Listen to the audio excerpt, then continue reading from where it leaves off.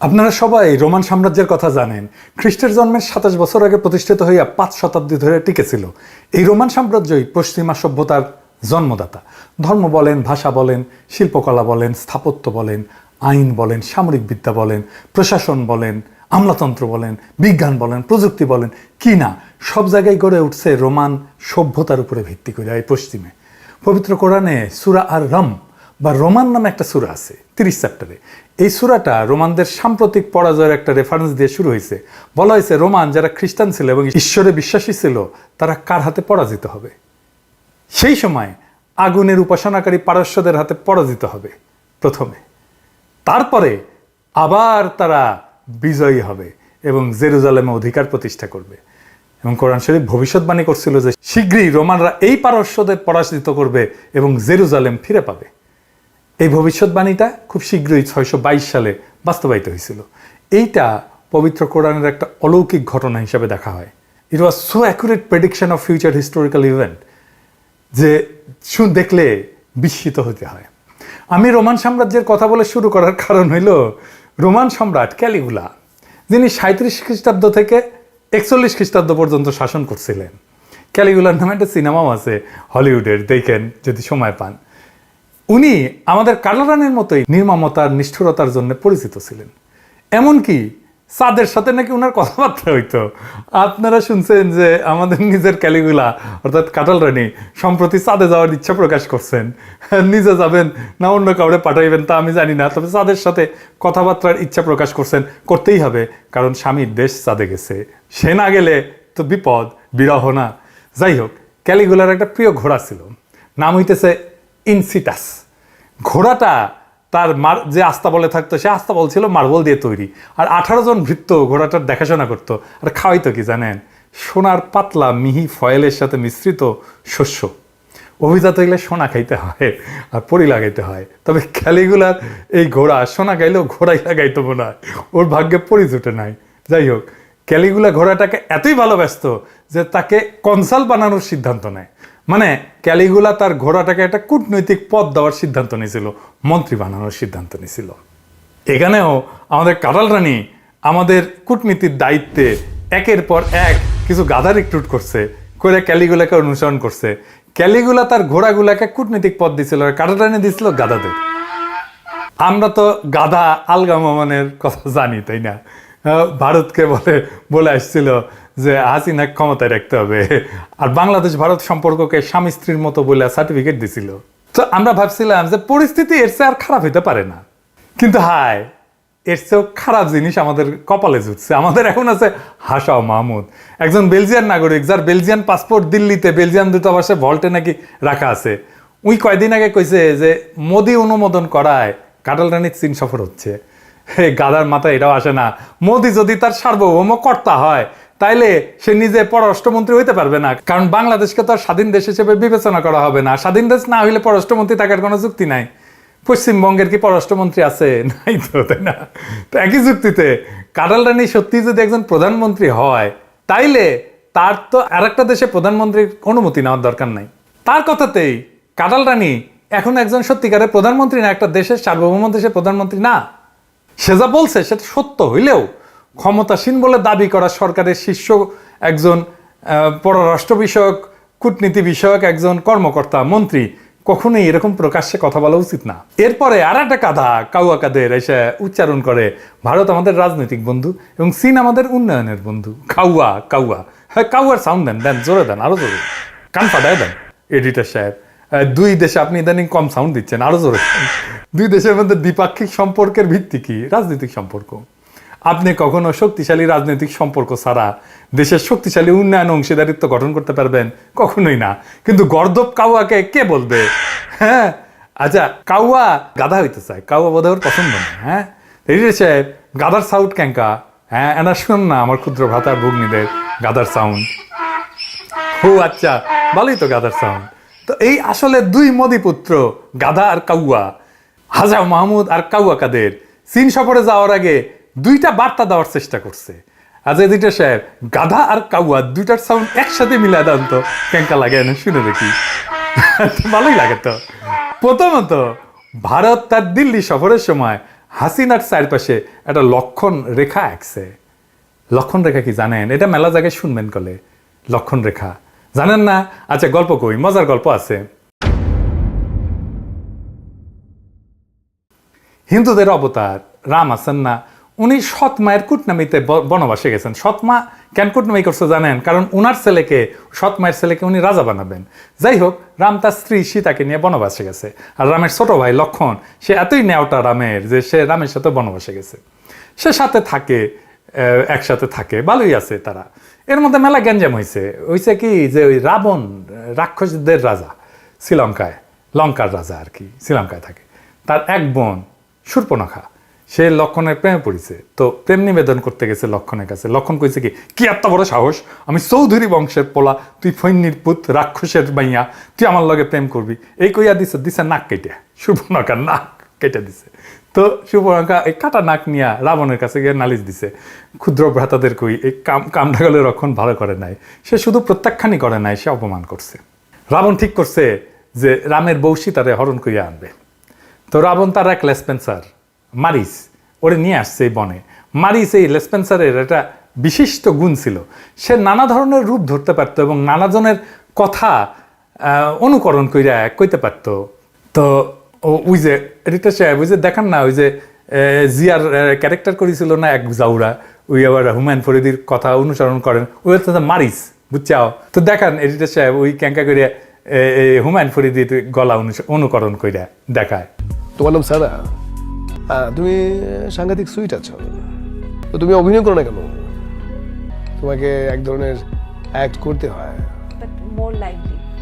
হ্যাঁ লাইভলি, অ্যাক্টিংও তুমি লাইভলি করলা। তোমার তো আছে, আমার মনে হয় তুমি পারবা চাইতে।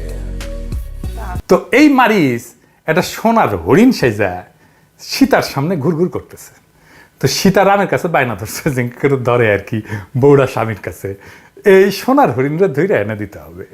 ওই যে আমার সোনার হরিণ চাই, আমার সোনার হরিণ চাই, তোরা যে যা বলিস ভাই, আমার সোনার হরিণ চাই, মনোহরণ চপল চরণ সোনার হরিণ চাই, আমার সোনার হরিণ চাই, আমার সোনার হরিণ চাই। এইবার বুঝছাও গান্ডা? হ্যাঁ, তো রাম লক্ষণকে সীতার পাহারায় রেখা দিছে ধাওয়া হরিণটারে। তো হরিণটা রামরে অনেক দূর নিয়ে গেছে। তো রাম যখন তীর মারছে, তখন ওই মারিস রামের গলা নকল কইরা, ওই যে ওই জাউরা যেভাবে হুমায়ুন ফরিদির গলা নকল করে না, ওই রকম নকল কইরা দিছে সিক্কুর, যে ভাই লক্ষণ বাঁচাও। তো লক্ষণ ভাইরা বাঁচাইতে যাওয়ার আগে লক্ষণ বাসার সামনে একটা মন্ত্র পইরা একটা দাগ দিয়ে দিয়ে কইছে যে ভাবি খবরদার, এই দাগের বাইরে কলে যাবে না, গেলে কলে বিপদ আছে। এই যে দাগ দিল, এইটারে কয় লক্ষণ রেখা, এবং সীতা ওই দাগটা পার হয়ে গেছিল জন্যেই রাবণ তারে হরণ করে নিয়ে যেতে পেরেছে, বুঝছাও? তো যাই হোক, এবার আসল আলাপে আসি। তো এই দুই মদিপুত্র কাউয়া আর হাসান মাহমুদ, আবার সাউন্ড দেন, কাউয়া আর গাধার সাউন্ড একসাথে, হা হা হয়েছে। এরা কইল যে ভারত দেখতে চায় যে তার বেঁধে দেওয়া এই লক্ষণ রেখা সে সম্পূর্ণরূপে পালন করতে পারে কিনা। এই কাউয়া আর গাধা এটাই কইল যে ভারত দেখতে চায় যে তার বেঁধে দেওয়া এই লক্ষণ রেখা সম্পূর্ণরূপে পালন করা হবে, এবং এটা হইতেছে, এবং মোদির দ্বারা অনুমোদিত না এমন কিছুই বেজিংয়ে করা হবে না, এটা নিশ্চয়তা দিল। এইটা চীনের কাছেও একটা বার্তা যে চীনা নেতৃত্ব হাসিনার কাছে এমন কিছু আশা করা উচিত না যা দিল্লি ভালোভাবে নিবে না। আরো আগায় গিয়া কাওয়া কাদের দিল্লি কয়ে দিছিলেন যে হাসিনা সরকার দৃঢ়ভাবে ভারতের পক্ষে রয়েছে। বেজিং সফরের সময় হাসিনা ভারতের সাথে তার সরকারের রাজনৈতিক এবং নিরাপত্তার সম্পর্ক বিপর্যস্ত করার জন্য এমন কিছুই করবে না, এই নিশ্চয়তা দিতেছে কাওয়া। কাওয়া কইতেছে তার বেজিং সফরের একমাত্র উদ্দেশ্য হইতেছে গভীরতর অর্থনৈতিক সংকট মোকাবেলায় যথেষ্ট তহবিল পাওয়া। এ কাওয়া, এ মানে কি? হ্যাঁ, এ মানে কি? এ মানে কি জানেন? এ কইতেছে যে চীনের রাষ্ট্রপতি শির উচিত হাসিনারে খাট কিনা দেওয়া, যাতে স্বামী মোদি স্ত্রীর সাথে খাটে মৌজ মাস্তিকও চালায় যেতে পারে। কি অযৌক্তিক আবদার! তাদের কি কোনো ধারণা আছে যে চীন এই বিবৃতিগুলো কিভাবে দেখবে? ধারণা আছে? হ্যাঁ, এটা সে কাওয়া আর হাসান মাহমুদের ধারণা আছে? হ্যাঁ, নাইমুল ইসলাম খানের জিজ্ঞান্ত ধারণা আছে কিনা? No idea at all, no idea at all. দেখেছেন, নাইমুল ইসলাম খানের গলে একই কথা। আমি সবসময় কয়ে আসছি যে আমরা ভারত বুঝি না, আমেরিকা বুঝি না, চীন বুঝি না, আমরা বুঝি আমাদের জাতীয় স্বার্থ। আমরা হাসিনার বেজিং এই সফর থেকে একটা জিনিসই দেখতে চাই, একটা, যেটা সম্পূর্ণভাবে আমাদের স্বার্থে।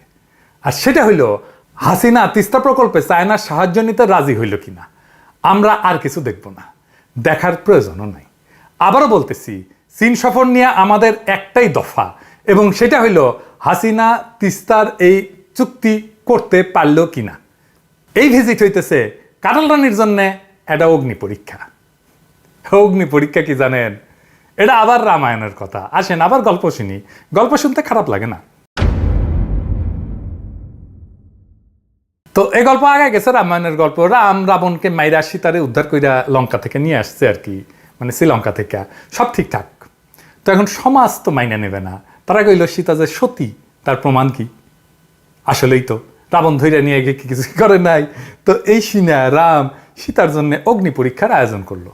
জ্বলন্ত আগুনের কুণ্ডে ঝাঁপ দিবে সীতা, যদি অক্ষত থেকে বাইসা আছে সীতা, তাইলে সে সতী। তো এই হইতেছে অগ্নি পরীক্ষা। তো সীতা এই পরীক্ষায় উত্তীর্ণ হয়েছিল, কিন্তু রাম কামটা কি ভালো করছিল? সমাজের কথায় প্রিয়তমা স্ত্রীরে অগ্নিকুণ্ডে নিক্ষেপ করা কি ভালো কাজ? যাই হোক, এগুলো ধর্মের কথা, ছাইড়া দিলাম ওনাদের কাছে। তবে এখন হাসিনা যদি ভারতের দেওয়া এই লক্ষণ রেখা ভাঙ্গা বাইর হইয়া চায়নার সাথে তিস্তার চুক্তি করা বুকের পাটা দেখাইতে পারে, তাইলে আমরা বুঝবো যে সে এই পরীক্ষায় উত্তীর্ণ হয়েছে, অগ্নি পরীক্ষায় উত্তীর্ণ হয়েছে। আমরা তারা আগুনে ফেললাম না, কিন্তু এমন একটা কন্ডিশন দিলাম যে আমরা দেখব সে আসলেই ভারতের কেনা বান্দি কিনা। এই গত সপ্তাহে ঢাকায় চীনা রাষ্ট্রদূত প্রকাশ্যে বলছেন যে তিস্তা প্রকল্প আগায় নিতে সম্পূর্ণ প্রস্তুত এবং সিদ্ধান্ত এখন বাংলাদেশের হাতে। আপনারা জানেন যে হাসিনার দিল্লি থেকে ফেরার পরপরই একজন প্রভাবশালী চীনা মন্ত্রী ঢাকা সফর করছিল। তাকে চীনের ছায়া পররাষ্ট্রমন্ত্রী হিসেবে বিবেচনা করা অত্যন্ত গুরুত্বপূর্ণ মন্ত্রী। কিন্তু চীনা রাষ্ট্রদূতের বিবৃতিটা হচ্ছে হাসিনার সাথে আলোচনার পর চীনা মন্ত্রীর মূল্যায়ন।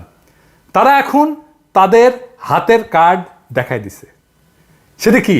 তারা তিস্তা চায়, তারা তিস্তা প্রকল্প চায়। 5 জানুয়ারির ডামি নির্বাচনের আগেও তারা এই কথা বলছে। এখন এই ডিলের পুরোটাই হওয়া না হওয়া হাসিনার উপর নির্ভর করতেছে। এইটা ইঙ্গিত কইরা হাসিনাকে কাঠগড়ায় দাঁড় করাইছে। চীন অবশ্যই ভারতের লক্ষণ রেখা সম্পর্কে জানে।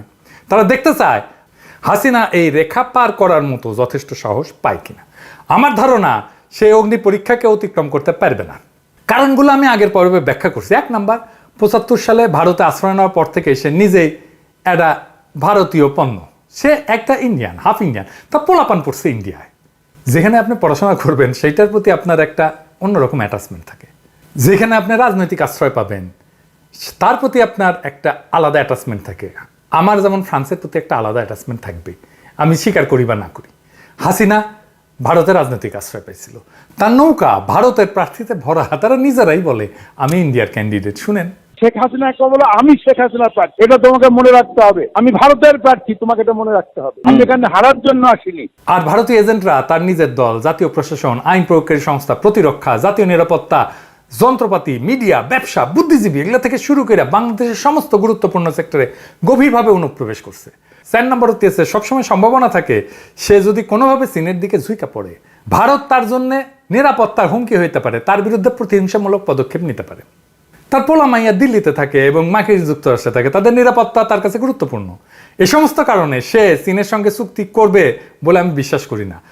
ইতিমধ্যেই সে এটা থেকে পিছিয়ে গেছে। মনে রাখবেন যে সে তার দিল্লি সফরের আগে ডামি পার্লামেন্টে বলছিল যে তিনি তিস্তার জন্য চীনের আর্থিক প্রস্তাব নিতে রাজি হয়েছেন। আপনি তখনই চীনের টাকার জন্য অনুরোধ করতে পারবেন যখন আপনি চীনের প্রস্তাবের সাথে আগায় যেতে সম্মত হন। তাইলে চীনের রাষ্ট্রদূত কেন বলছে যে বল হাসিনার কোর্টে, তাকে চীনের প্রস্তাবের বিষয়ে সিদ্ধান্ত নিতে হবে? এর কারণ তারা বুঝতে পারছিল যে তার সর্বশেষ ভারত সফরের পর চীন আর নিশ্চিত না যে হাসিনা এই তিস্তা প্রকল্প নিয়ে চীনের সাথে যাবে কিনা। তাহলে হাসিনা যাইতেছে কেন চীনে? প্রথম কারণ, চীন আমন্ত্রণ জানাইছে এবং সে গ্রহণ করছে এই আমন্ত্রণ। কূটনৈতিকভাবে এটা খুব বাজে উদাহরণ হয়ে থাকবে আমন্ত্রণ গ্রহণ করার পরেও না গেলে। দ্বিতীয়ত, কাওয়া কাদের কইছে যে হাসিনার টাকা দরকার। হাসিনা চীনের কাছে তার ইকোনমির বেড়াছাড়া অবস্থার জন্য অর্থ সাহায্য চাইবে। তৃতীয়ত, হাসিনাকে লক্ষণ রেখার বাইরে আনার চেষ্টা করবে চীন। যতই ক্ষীণ সম্ভাবনা থাকুক না কেন, এটা করবে, যে কোনো রাষ্ট্র করবে। হাসিনা তিস্তা চুক্তি করে আসবেন না, এই ধারণা নিয়ে হাসিনার প্রত্যাবর্তনের জন্য অপেক্ষা করব। সে খালি হাতে ফিরে আসলে আমরা নিশ্চিত হব যে হাসিনা তার সর্বশেষ ভারত সফরে ভারতের কাছে আমাদের সকল স্বার্থ, আমাদের স্বাধীনতা, আমাদের সার্বভৌমত্ব এবং আমাদের আঞ্চলিক অখণ্ডতা বিক্রি করে আসছে। এরপর আমাদের কি করণীয় সেটা আমাদের জানা আছে। অক্সফোর্ড ইউনিভার্সিটির সামাজিক দার্শনিক রোমান ক্রজনারিকের লেখা থেকে এই বিষয়টা ব্যাখ্যা করতে দেন, যিনি সম্প্রতি একটা রূপরেখা দিচ্ছেন, দাখিল করছেন যে কিভাবে একটা বড় ধরনের রাজনৈতিক পরিবর্তন ঘটতে পারে। আমাদের এই বড় ধরনের রাজনৈতিক পরিবর্তনের পথে আমাদের আগাইতে হবে। সো কেমনে আগাইতে হবে সেটা একটু আমাদের বুঝে নেওয়া দরকার। ওনার মতে ইতিহাস আমাদের যা বলে তা হলো এই ধরনের পরিবর্তন ঘটতে থাকে যখন তিনটা জিনিস একসাথে ঘটে। একটা ত্রিভুজের তিন কোণার মতো, এডিটা সাহেব পাশে একটা ত্রিভুজ এঁকে দেন আর তিনটা জিনিস আমি যখন বলবো পাশে পাশে লিখে দিন, তাহলে বোঝা যাবে। এটাকেই তিনি বলছেন ডিসরাপশন। এই ত্রিভুজটা হইতেছে ডিসরাপশন। তো তিন কোণায় কি কি থাকে? ডিসরাপশন মানে বিঘ্ন ঘটা, মানে একটা বড় পরিবর্তনের সূচনা হওয়া। ত্রিভুজের এক কোণে থাকে হচ্ছে সংকট, রাজনৈতিক, অর্থনৈতিক, মানবিক সংকট। তাই আপনার এক ধরনের সংকট দরকার। আমাদের প্রকৃতপক্ষে একটা না একাধিক তীব্র সংকট আছে। আমাদের স্বাধীনতা, সার্বভৌমত্ব, আঞ্চলিক অখণ্ডতা মারাত্মক হুমকির মধ্যে আছে। আমাদের গণতান্ত্রিক অধিকার চূর্ণ করা হয়েছে। আমাদের শিক্ষা সংস্কৃতি ধীরে ধীরে হিন্দুত্ববাদী মতাদর্শ দিয়ে গ্রাস করা হচ্ছে। আমাদের অর্থনীতি একটা ডিপ ডাইভের মধ্যে দিয়ে পতনের দিকে যাইতেছে, তাই না? এগুলো সংকট। তাহলে সংকটটা লিখে দেন এডিটর সাহেব এক কোণায়। এই পরিবর্তনকে অনুপ্রাণিত করার জন্য একটা শক্তিশালী এবং দূরদর্শী বয়ান, রাজনৈতিক বয়ান। অর্থনীতিক মিল্টন ফ্রিডম্যান বলছিলেন একটা সংকট পরিবর্তনের একটা সুযোগ, এবং যখন এই সংকট দেখা দেয় তখন যে পদক্ষেপগুলি না হয় তার চারপাশে থাকা বয়ানগুলির উপর নির্ভর করবে। একটা জাতির জন্য সবচেয়ে শক্তিশালী বয়ান হইতেছে তার স্বাধীনতা, সার্বভৌমত্ব, আঞ্চলিক অখণ্ডতা, জাতীয় মর্যাদা, তার সংস্কৃতি, তার ধর্মীয় মূল্যবোধ রক্ষা করা। এগুলো সবই ভারতের কাছ থেকে মারাত্মক হুমকির মধ্যে রয়েছে। একইভাবে শক্তিশালী গণতন্ত্র এবং অধিকারের আকাঙ্ক্ষা, যা ভারতের প্রত্যক্ষ মদতে ধ্বংস করছে শাসক গোষ্ঠী। ভারতকে মোকাবেলা করার এবং তার নির্লজ্জ সম্প্রসারণবাদকে পরাস্ত করার ধারণাটা ভারতীয় পণ্য বয়কট এবং ট্রানজিট রেল প্রতিরোধ করার আহ্বানের মাধ্যমে দ্রুত গণভিত্তি লাভ করছে। আর 3 নাম্বার, আপনার লাগবে একটা ডিসরাপটিভ মুভমেন্ট। ত্রিভুজের তিনটা কোণ একসাথে হইল না, মিলল। ডিসরাপটিভ মুভমেন্ট কি? জনজীবনকে অচল করে দেওয়ার মতো একটা আন্দোলন। আন্দোলন প্রয়োজন, রাস্তায় নামতে মানুষের প্রয়োজন। বাংলাদেশে এখন এই লক্ষণ আছে, এই সিমটম আছে যে লোকেরা একাধিক সংকটের প্রতিক্রিয়ায় রাস্তায় নামতে প্রস্তুত হয়েছে। বেইজিং এর সময় তিস্তা চুক্তি করতে হাসিনার ব্যর্থতা এই ক্রমবর্ধমান আন্দোলনকে চূড়ান্ত গতি দেবে, কারণ এই ঘটনা এটি স্পষ্ট করবে যে ভারতের কাছে বাংলাদেশ সম্পূর্ণভাবে বিক্রি করে দেওয়া হয়েছে, এবং এইটাই জনসাধারণের মধ্যে তীব্র প্রতিক্রিয়া সৃষ্টি করবে, যার ফলে মানুষ অবশেষে রাস্তায় নামবে বা রাস্তায় নামার জন্য প্রস্তুতি নেবে। তবে আমাদের নেতারা যদি বলে এইভাবে যে প্রাণ ভয়ে আমরা দাঁড়াইতে পারিনি রাস্তায়, তাহলে কার ভরসায় মানুষ রাস্তায় নামবে? বাংলাদেশে আজ পরিবর্তনের সমস্ত শর্ত সম্পূর্ণভাবে বিদ্যমান। বাংলাদেশের রাজনৈতিক দলগুলো যদি এই মুহূর্তে রাস্তায় সংগঠিতভাবে নামতে পারে, তাইলে মানুষ নেমে আসবে, বেশি দল লাগবে না। জামাত, বিএনপি আর হেফাজত যদি একসাথে নেমে আসে, লাখো জনতা নেমে আসবে। বাংলাদেশ একটা বারুদের পাহাড়ে বসে আছে, বিস্ফোরণের অপেক্ষায়। যদি হাসিনা বেইজিং থেকে খালি হাতে ফিরে আসে, তাইলে এটা আগ্নেয়গিরির মতো হিংস্রভাবে অগ্নুৎপাতের জন্য যে বারুদের পাহাড় তৈরি আছে, সে পাহাড়ের সলতেতে আগুন দিয়ে দিবে। এই আগ্নেয়গিরির ছাই থেকে গড়ে উঠবে স্বাধীনতা, সার্বভৌমত্ব, আঞ্চলিক অখণ্ডতা এবং জাতীয় মর্যাদার গৌরবে উজ্জ্বল এক নতুন বাংলাদেশ। জনগণের রোষের লাভায় ভাইসা যাবে ফ্যাসিবাদী খুনি এবং এই দুর্নীতিবাজদের শাসন। আগ্নেয়গিরির অগ্নুৎপাতের আগুনে ভারতীয় সম্প্রসারণবাদের এই দুষ্ট হাত এমনইভাবে জ্বলবে যা তারা কখনো আগে দেখে নাই। আমরা আমাদের গণতন্ত্র, আমাদের অধিকার ফিরে পাবো এবং আমাদের সফল সংগ্রামের প্রতিশ্রুতি অনুযায়ী প্রকৃত স্বাধীনতা এবং মর্যাদার জীবন নিয়ে বাস করব। এখন একটা প্রশ্ন, চীন কি হাসিনাকে সম্পূর্ণ খালি হাতে ফেরত পাঠাবে? আমাদের মনে রাখা উচিত, চীন একটা বড় খেলা খেলে ও দীর্ঘ সময় ধরে পরিকল্পনা করে। তারা পরবর্তী 20 থেকে 40 বছর, এমনকি তারপরে পরিকল্পনা করে। তারা তাদের দীর্ঘ খেলার অংশ হিসেবে হাসিনাকে আর্থিক সাহায্য দিতে পারে, কয়েকটা কন্ডিশনে দিতে পারে, যদি তারা কিছু জিনিস বিবেচনা করে। 1 নাম্বার, তারা যদি বাংলাদেশে তার ফুটপ্রিন্ট ধরে রাখতে চায় এবং বাংলাদেশি জনগণের সাথে একটা সৌহার্দ্য সৃষ্টি করতে চায়। 2 নাম্বার, ঋণ দিয়ে তারা হাসিনাকে ঋণের জালের মধ্যে আবদ্ধ করে ফেলতে পারে এবং তা দিয়ে তার শাসনের উপরে কিছু নিয়ন্ত্রণ বজায় রাখার চেষ্টা করতে পারে। আর 3 নাম্বার হইতেছে, তারা আন্তর্জাতিক লেনদেনের একটা কারেন্সি হিসেবে চীনা মুদ্রার ব্যবহার বাড়াইতে পারে এর মাধ্যমে, কারণ তারা ঋণ দেবে চাইনিজ মুদ্রায়, যা তাদের আন্তর্জাতিক অর্থনৈতিক নীতির একটা গুরুত্বপূর্ণ লক্ষ্য। চীনা মুদ্রার ব্যবহার বাড়বে, তাই চীনের হাসিনাকে কিছু আর্থিক সহায়তা দেওয়ার গভীর উদ্দেশ্য থাকতে পারে। কি উদ্দেশ্য এক্স্যাক্টলি সেটা ওরাই জানে, কিন্তু আমরা অনুমান করতে পারি যে এই 3টা কারণে তারা হাসিনাকে সাহায্য দিতে পারে। যাই হোক, যেহেতু তারা ভারতের সাথে একটা ঠান্ডা যুদ্ধে লিপ্ত, তারা নিশ্চিত করবে তাদের এই সাহায্য চীনের স্বার্থ রক্ষা করবে, ভারতীয় স্বার্থ না। চীনের কাছ থেকে তিস্তা চুক্তি পাইতে হাসিনার জন্য অনিচ্ছা থাকে বা ব্যর্থতা থাকে, সেটাই হচ্ছে যে নিশ্চিত লক্ষণ যে তার শেষ দিল্লি সফরে ভারতের কাছে বাংলাদেশের সবচেয়ে মৌলিক স্বার্থ সম্পূর্ণভাবে বিক্রি করে দিছে সে, এবং আমাদের স্বাধীনতা, সার্বভৌমত্ব, আঞ্চলিক অখণ্ডতার প্রশ্নে মারাত্মকভাবে আপোষ করে আসছে। আমরা তার মন্ত্রীদের কাছ থেকে যে বিবৃতি শুনছি যে চীন যদি তিস্তা চুক্তির বিষয় উপস্থাপন করে তবেই হাসিনা বেইজিংয়ে তিস্তা নিয়ে আলোচনা করবে। তিস্তা আমাদের দেশের নদী, আর এটা চীন উপস্থাপন করবে। তিস্তা কি আমাদের প্রবলেম না চীনের প্রবলেম? তো এই কথা কইয়া ইতিমধ্যেই প্রকাশ্যে ঘোষণা করছে যে তিস্তা বাংলাদেশের জন্য অগ্রাধিকার না, বরং এটা চীনের স্বার্থের বিষয়। আশ্চর্য কথা। তাই চীনের সঙ্গে তিস্তা চুক্তির মাধ্যমে তিনি দেশে ফিরবেন এমন আশা আমি বাস্তবে করি না। যাই হোক, আমরা তার সফরে ফলাফল নিয়ে অনুমান করতে চাই না, আমরা বরং তাকে বেনিফিট অফ ডাউট দিতে চাই।